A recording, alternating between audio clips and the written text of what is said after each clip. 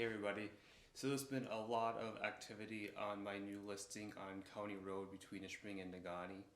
I just wanted to give some just some facts about building and development and just what has happened in the last 15 years. So right now we're definitely experiencing low inventory. And part of that is just from the lack of building, especially in Marquette County. So overall, I think in the state of Michigan, according to the Home Builder Association, they came up with a number. I think it's around 190,000 houses short in the state of Michigan.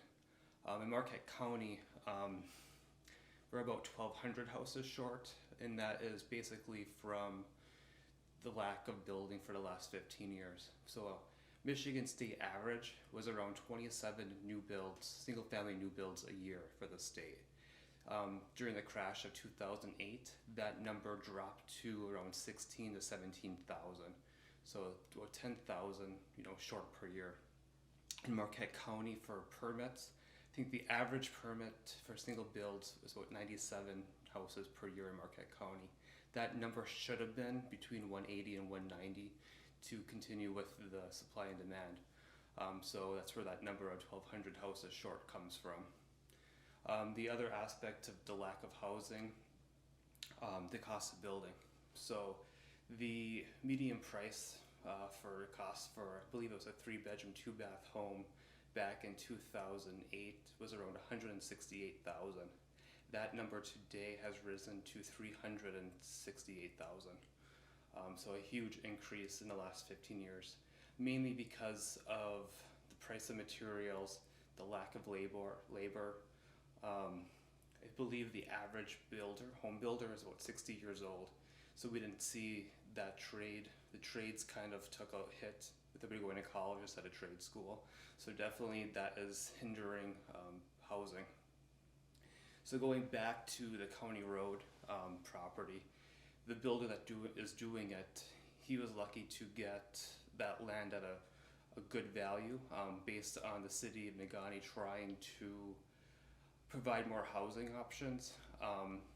So there was a public auction for those 3 lots, and in that auction it was just not for the land. There was a contract as far as what had to be built and a timeline.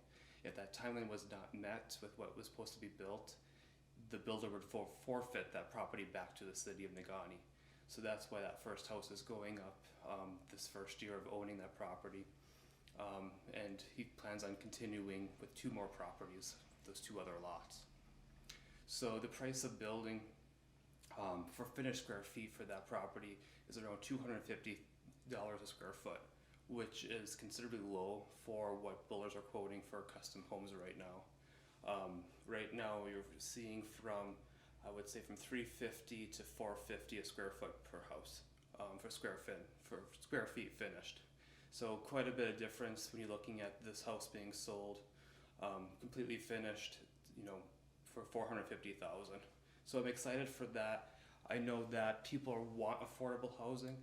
I don't like the term affordable housing. It's more for me attainable housing. And I think with the new build, it's not going to be a first-time home buyer obviously buying a $450,000 house.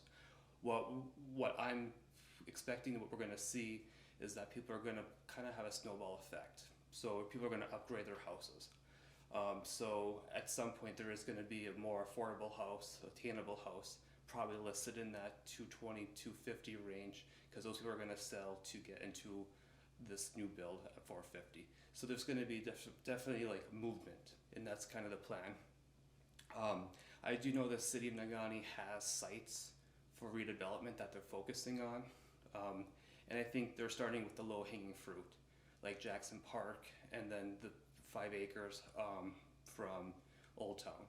And this, I think, is crucial because this is letting local people invest in the city versus the larger parcels that are 20, 40 acres that they're looking for development. This gives them kind of smaller projects for local people to develop in their own community, which I think is important versus some out-of-town developer coming in and doing a bigger development. I think that's going to come down the line, but I like the control of having things local, people that live and work in the area doing the development work.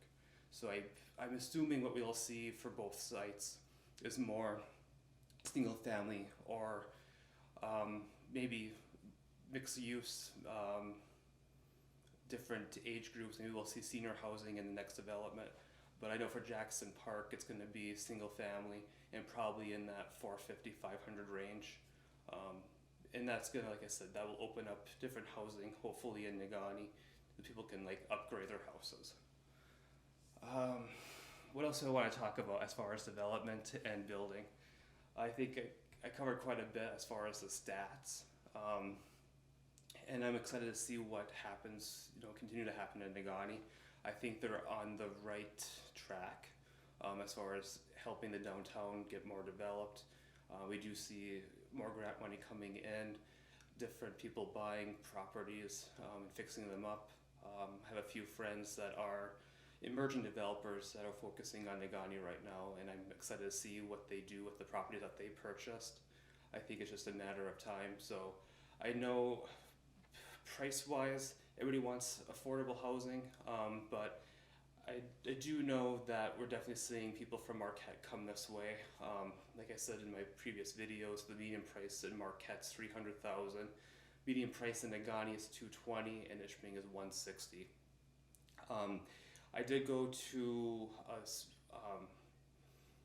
the Economic Club meeting a couple weeks ago. They had Bob Filka from the Michigan Home Builders Association present, and he had some great stats.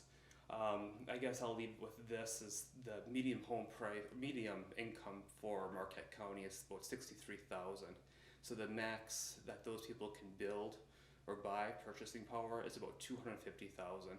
So obviously the city of Marquette at $300,000, the average person really can't afford just any house in Marquette at that price, with the median price being $300. And that's why I think Negaunee is growing, because that median price is $220. So for that medium household income of $63,000, Negaunee is more favorable. And honestly, with Ishpeming at $160, we're seeing more activity there for first-time home buyers and younger buyers. So we're definitely going to see the changes happening in the next few years. And really it comes down to the lack of inventory, lack of building for these last 15 years. Even before the crash, most builders were building luxury, and that's why we saw a lot more houses being built in Marquette, the Lakeshore, different developments there. We didn't really see that much in Negaunee. I think the last really development in Negaunee was the Royal Development subdivision off of Prince Street. And I mean, that was a good example of new construction, a new subdivision for Negaunee, and it's a great area. So I'm looking forward to seeing the new subdivision off of Moss Street and seeing those houses get built up. Negaunee definitely has a lot to offer. The West End has a lot to offer, especially for these younger families, great school district, and getting more community involved. So I'm excited to see what's going to happen. But I just wanted to kind of clear the air and kind of explain to you logistics and everything as far as building development, what the city's doing and trying to do, as my perspective as a realtor. And I own a house in Ishpeming, I own a business in downtown Negaunee, so kind of living and working where I invest my time and money. So that's kind of my 2 cents. If you have questions or wanted to talk more about this, I would be happy to sit down with you and kind of give you an overview, especially like the history and looking at the data. Definitely love analyzing it. So feel free to give me a call or message me. I'd be happy to talk with you.